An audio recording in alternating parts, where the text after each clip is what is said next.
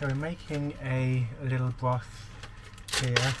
I'm just going to add some mushrooms to it. I've got some cauliflower fungus. I'm just going to put some of that in. And then we also have some bay leaf. Yeah, it's actually really interesting. I haven't been that hungry, even though I didn't eat that much yesterday.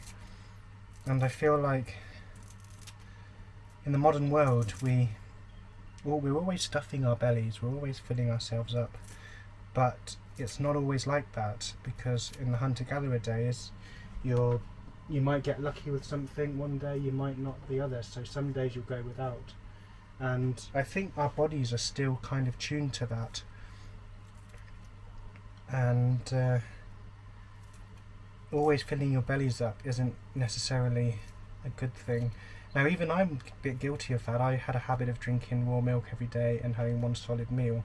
So even if I wasn't truly hungry, what I felt today was that this morning I wasn't actually hungry, I just wasn't satiated.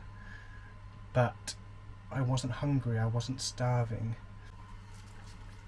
So just adding the garlic at the end, because wild garlic tends to lose its flavour if you heat it for too long. So you add this right at the end to preserve the flavour.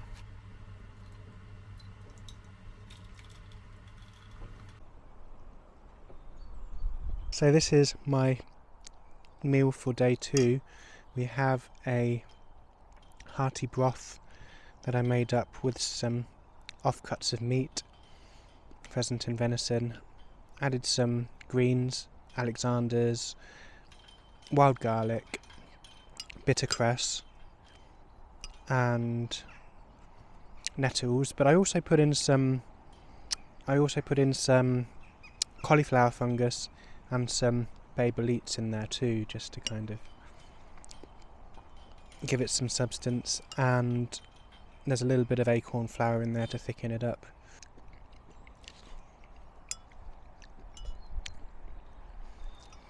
So this is my first proper meal since yesterday. Had a little bit of jerky, but it's interesting. I'm not overly hungry. I'm not overly hungry today, despite not eating a lot. That is delicious. You got that deep mushroom flavour with the bone broth, and have a feeling that this is going to end up being one of my staples because the broths are easy to make and store, and then you can just add your greens, add your meat. So if you end up hunting and catching something, you can just add the meat into that, and that's your fresh meat for the day. Before we started the diet, we had to take our blood test for sending off the nutritional and hormonal blood tests. So I had to do a finger prick test on there. Now I clot very quickly, so I had to prick myself 4 times just to get enough blood to fill the 2 tubes to send off in the post. And we also had to take our weight. I'm about 96 kilos, which is, I usually go up to about 100 over winter anyway, storing fat, and then I start to lose it over spring. So I'll probably go down to about 80 naturally over the course of this. And I also had to take my blood pressure. So it'll be interesting to see how things change, and what I can, and how it will affect me by going 100% raw, not 100% raw, 100% by going 100% wild. I've been getting some pemmican ready. As you can see, I have been slicing up nice and thin. I've got some venison and some pheasant, and I'm going to dehydrate that at 38 degrees for maybe 2 days, or until it's really dry and brittle and there's no moisture left in it at all. And then I'll blend that up and add the same weight of the dried powdered stuff to the same weight in tallow. So that's just my first experiment. I'm going to see how that goes, and then I'll make a bigger batch, because I will be going travelling in 2 weeks' time. So I need to make sure that I have everything that I need. Now I will be near the coast, so I will be getting some wild fish, either from people who have gone fishing off the coast and are selling it, or whether I can fish myself and try and catch them myself, but it will be sourced from the shoreline. I've just finally got this old air rifle out. I haven't used it for a long time because whilst I can hunt, I've always had resources available, like my raw milk or getting free range grass fed meat from the local butcher. So I haven't really hunted unless I really have to. So now is the time that I have to do this on a 100% wild food diet.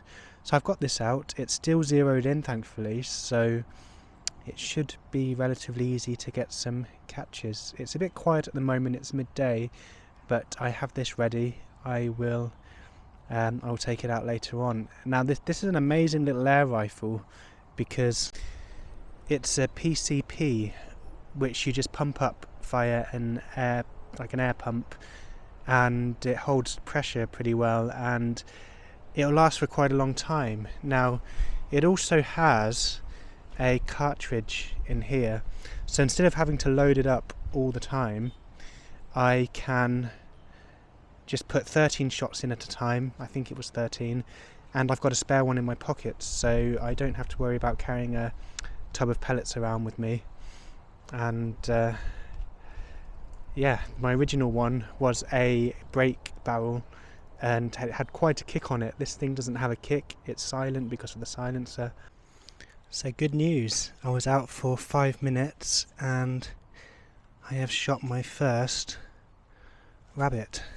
I'll try and use as much of the organs as I can, and possibly the brain, because that's fats and you need fats, so nothing's going to go to waste. So there we go, the rabbit is all prepped. I've taken all the organs out. Right here we've got our lungs, we've got our liver, we've got our kidneys, and we've got the heart. And whenever you get a fresh game, it's important to know what a healthy animal looks like inside. And the liver in this rabbit is just spotless. It is absolutely perfect, and so is the kidneys, and so is the heart. Now, one thing that our hunter-gatherer ancestors might have done is whenever they had a fresh kill, they'd have these fresh organs. Now, sometimes when they're out in the field, they could have just done this.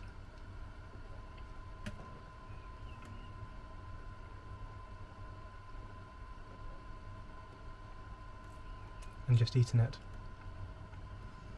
But I mean, the heart and the liver and that, as long as they're good, it's delicious fresh. I don't really like liver once it's cooked.